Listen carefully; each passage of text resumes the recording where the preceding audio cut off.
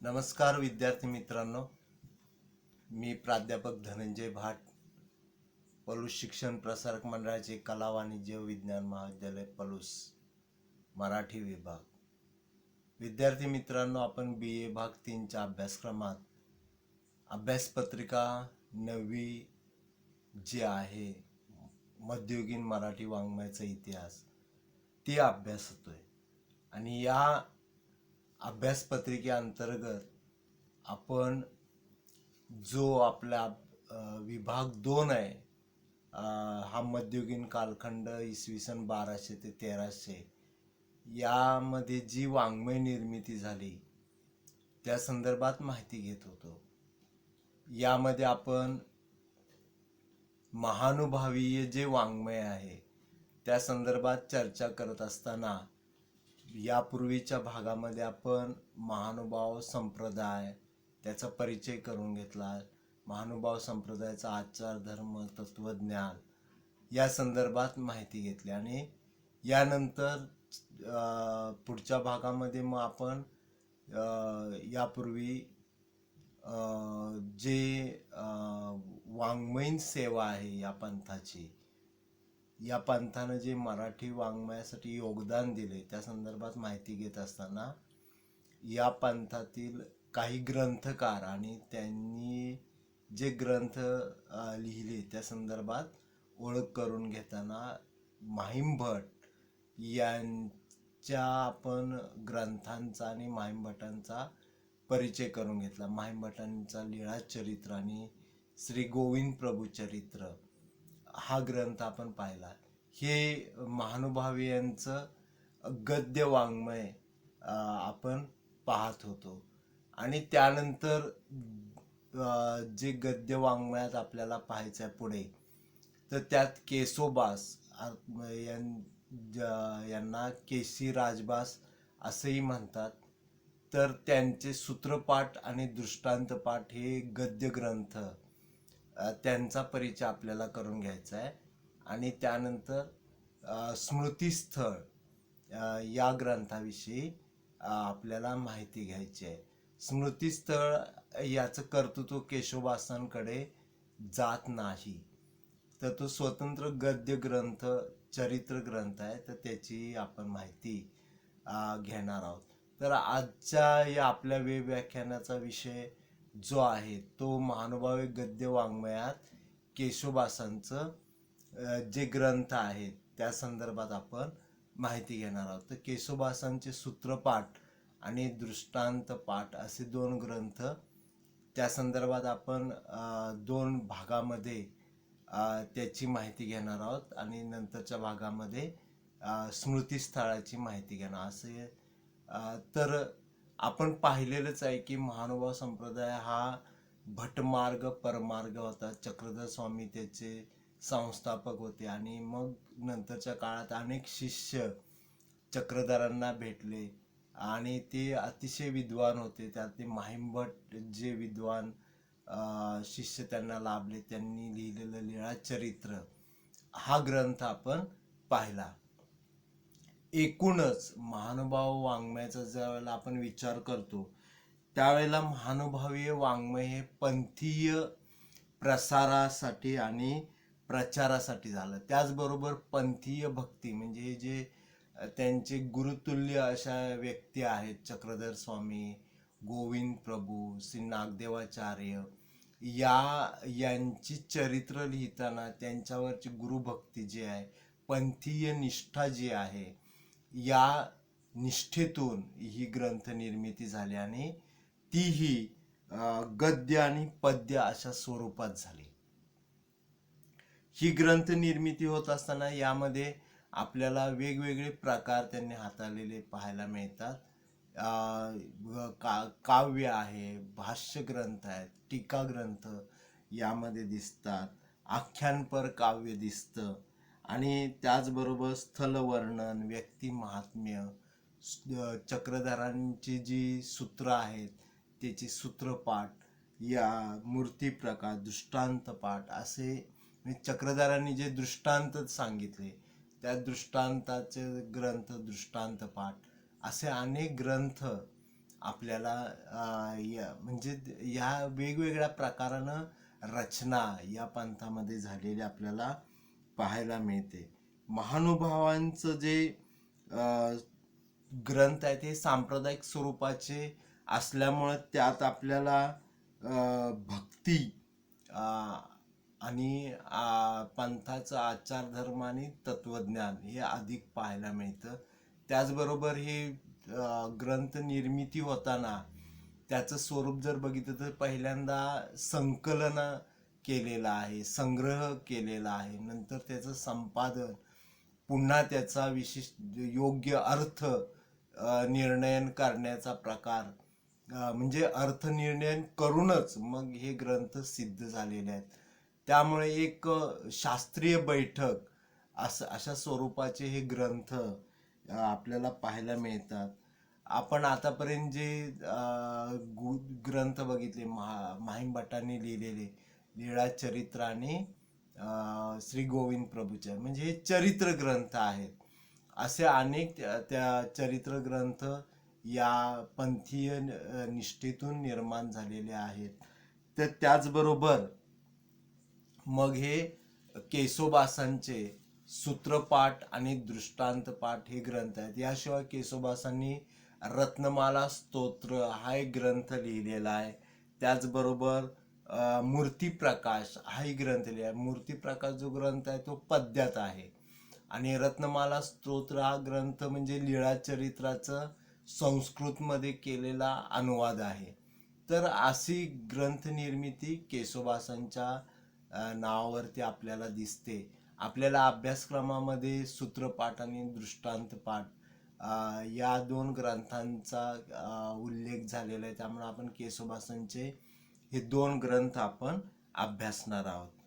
तर सूत्रपाठ हा त्यांचा पहिला ग्रंथ जो आहे त्या ग्रंथाकडे आपण सुरुवात करूया. तर हा केशोबास किंवा केशी राजबास यांनी लिहिलेला हा सूत्रपाठ ग्रंथ, हा ग्रंथ म्हणजे एक प्रकारे लीळा चरित्राचाच एक भाग आहे. लीळा चरित्रामध्ये जे चक्रधरांनी आचार धर्म तत्वज्ञान सांगितला तोच सूत्रबद्ध पद्धतीनं केशोबासांनी या ग्रंथामध्ये सांगितलेला आहे. त्यामुळे पंथातील हा ग्रंथ तसा पाहिला तर तत्वचिंतनात्मक ग्रंथ आहे. आणि असं हे तत्वचिंतनात्मक ग्रंथाची मांडणी करताना ती जसं माहीम भट्टांनी लीळा चरित्रात चक्रधरांच्या लीळा संकलित केल्या, मग त्याचं तपासणी केली त्या पद्धतीनं आणि मग संपादन केलं, त्या पद्धतीनं केशोबासी चक्रधरांची जी सूत्र आलेली आहेत लीळा चरित्रात, त्या लीळा चरित्रांचं त्यांनी संकलन केलं, संपादन केलं आणि त्याचा योग्य अन्वयार्थ देखील लावलेला आपल्याला पाहायला मिळतो. तर असा एक शास्त्रशुद्ध पद्धतीनं तयार झालेला या ग्रंथात लीळा चरित्राचाच एक प्रकारे भाग आल्याची जाणीव आपल्याला त्यातील जे सूत्र आणि चक्रधरांची सूत्र ती असल्यामुळं जाणवतं. तर या ग्रंथाचे जे कर्ते आहेत केशोबास, हे यांच्या चरित्रात्मक जी माहिती आहे ती फारशी उपलब्ध नाही. पण जे काही स्मृतीस्थळ वगैरे सारख्या ग्रंथातनं या पंथातील शिष्यांबद्दल बरीचशी माहिती आली. त्यातून जे माहिती मिळते तर हे जे केशोबास किंवा केशी राजबास जे आहेत हे विदर्भातले असावेत, परभणी वगैरे परिसरातले. आणि ते गोविंद प्रभूंच्या सानिध्यात आले. नंतर नागदेवाचार्यांच्या सानिध्यात, म्हणजे नागदेवाचार्यांचे शिष्य ते बनले. म्हणजे नागदेवाचार्यांना जे शिष्य लाभले, लक्ष्मींद्र भट, माहीम भट, दामोदर पंडित, यासारखे जे विद्वान शिष्य लाभले त्यातलेच एक केसोबास म्हणता येईल. आता केसोबास हे विवाहित होते तरी सुद्धा ते श्री नागदेवाचार्यांच्या सानिध्यात आले आणि विरक्त बनले. त्यांच्या कुटुंबाने प्रयत्न केला असेल त्यांना परत आणण्याचा, पण त्यांची पत्नीच म्हणते आता हे योगी झाले, म्हणजे कुटुंबाने सुद्धा त्यांना पाठिंबा दिल्याचं जाणवतं. आणि त्यांची विरक्ती ही पराकोटीची असल्याचं नागदेवाचार्यांनी देखील लक्षात घेतलं होतं. कारण ते त्यांना एके ठिकाणी त्यांचा गौरव करताना त्यांची जी पंथावरची एकनिष्ठा आहे ते बघून म्हणतात की हे मार्गरक्षक आहे, म्हणजे जो भटमार्ग आहे त्या मार्गावरती चालणारा असा एक चांगला शिष्य त्यांना वाटतो. त्याचबरोबर एके ठिकाणी त्यांना डोळे असं संबोधलंय. म्हणजे नागदेवाचार्य हे जे शिष्य आहेत त्यामध्ये दामोदर पंडित आणि केशवदासांना आपले 2 डोळे असल्यासारखे समजतात आणि त्यांनी आपल्यापासून दूर जाऊ नये अशा अपेक्षा देखील ते व्यक्त करतात. केशोबास हे विद्वान होते, धर्मचर्चाची त्यांना आवड होती, वादविवाद करायचे. दामोदर पंडित आणि केशीराज यांच्यामध्ये ह्या धर्म तत्व चर्चेवरती अनेकदा वादविवाद घडत आणि ते नागदेवाचार्य ऐकत असत आणि त्यामुळं जी तत्वचर्चा आहे त्या तत्वचर्चेचा विकास यातून पंथाचा झालेला देखील नागदेवाचार्य स्वतःच मान्य करतात. तर अशा या केशोबासांनी जी रचना केली ती आपण पाहिली की हे सूत्रपाठ तर पाहतोय, त्याचबरोबर दृष्टांत पाठ, त्याचबरोबर मूर्तिप्रकाश, रत्नमाला स्तोत्र यासारखे ग्रंथ त्यांनी लिहिलेले आहेत. तर सूत्रपाठ हा चक्रधरांची चरित्र, जो मूळ लीळा चरित्र आहे त्याचाच एक भाग म्हणून येतो. त्यामुळे चक्रधरांच्याच विचारांचं सिंचन याही ग्रंथात होताना दिसतं. जणू काही चक्रधर स्वामींची एक वाङ्मय मूर्ती म्हणजे हा ग्रंथ म्हणता येईल. महानुभाव संप्रदायात सूत्रपाठाला धर्मग्रंथाचा मान मिळालेला आहे. कारण त्याचं प्रत्येक शिष्य जो आहे, पंथीय जो आहे, तो याचं नेहमी वाचन, मनन, पठन, चिंतन करताना दिसतो. आणि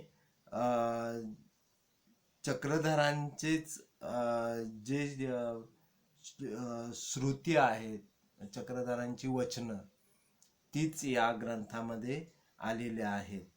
लीळाचरित्रात जी सूत्र चक्रधरांच्या तोंडी आली होती तीच केशोबासांनी या ग्रंथात संकलित केली. जवळजवळ 1255 सूत्र या ग्रंथामध्ये आहेत. 1250 आपण म्हणू शकतो.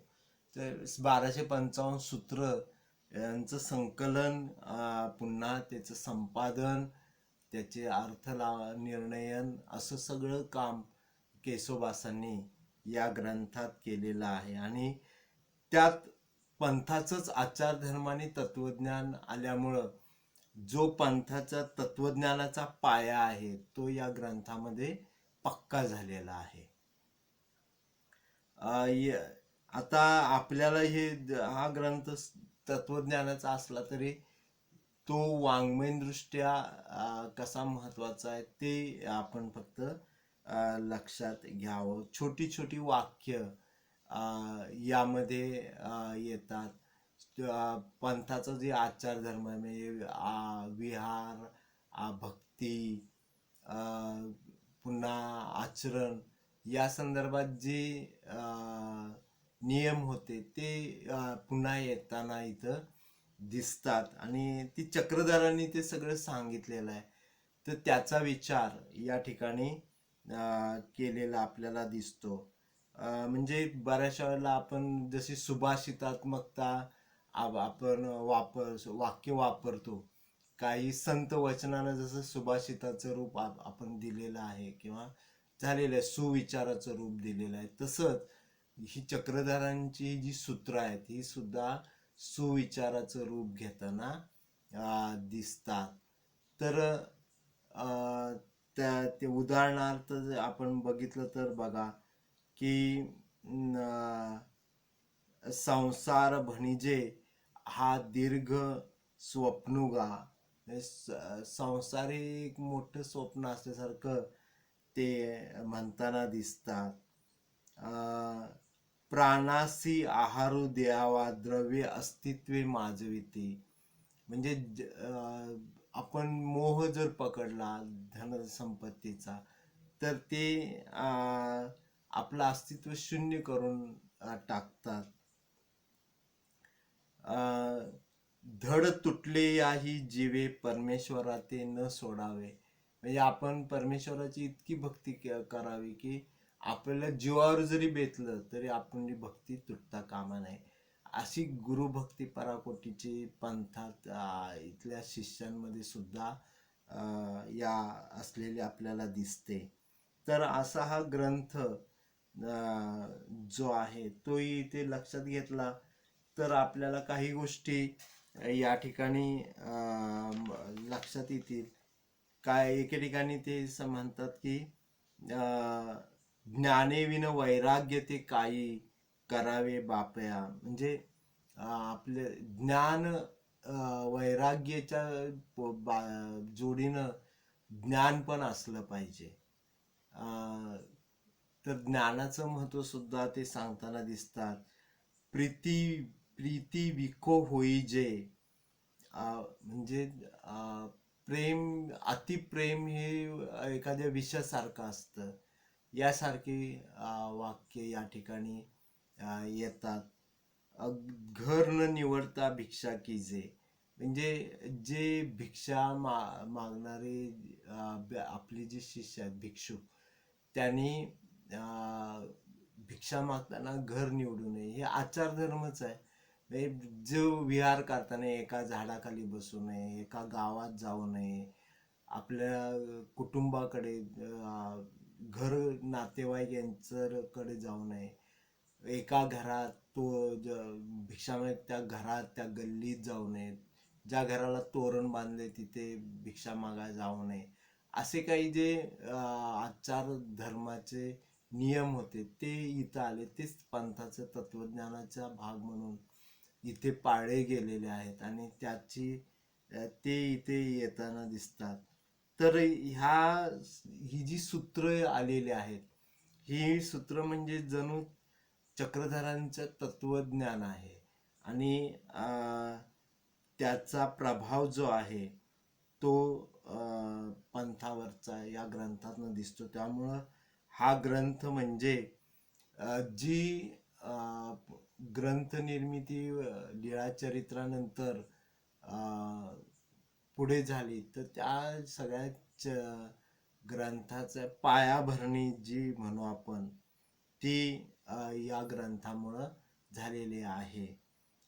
जणू हा सूत्रपाठ ग्रंथ म्हणजे महानुभावांचा वेद किंवा भगवद्गीता म्हणता येईल. तर असा हा ग्रंथ जी रचना आहे ती आपण जर बघितली तर लक्षात घ्या की जवळजवळ इसवी सन 1280च्या दरम्यान आहे.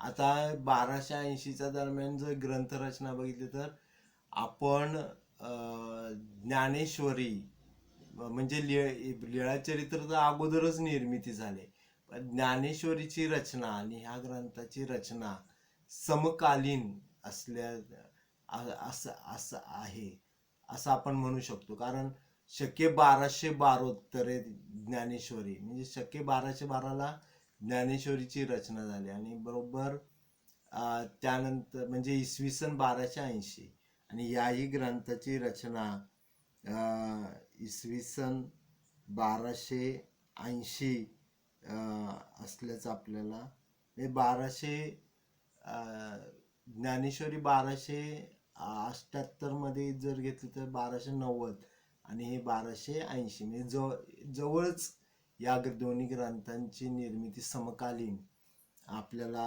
असल्याची दिसते. तर असं एक जे महाराष्ट्रात तत्कालीन सांप्रदायिक वातावरण आहे आणि जे विचारांची बैठक समाजात होत होती त्या अनुषंगानं महानुभाव संप्रदायाच्या आचार विचार तत्वज्ञानाची बैठक पक्की करणारा असा हा ग्रंथ म्हणजे सूत्रपाठ. तर विद्यार्थी मित्रांनो, आपण आतापर्यंत ही केशववासनी सूत्रपाठावर चर्चा केली. त्यांचा जो पुढचा ग्रंथ आहे तो दृष्टांत पाठ, त्यावरती आपण पुढच्या भागात विचार करू. आपण जी आतापर्यंत माहिती घेतली ती आपल्याला समजली असेल अशी अपेक्षा व्यक्त करतो आणि इथेच आपण थांबूया. धन्यवाद.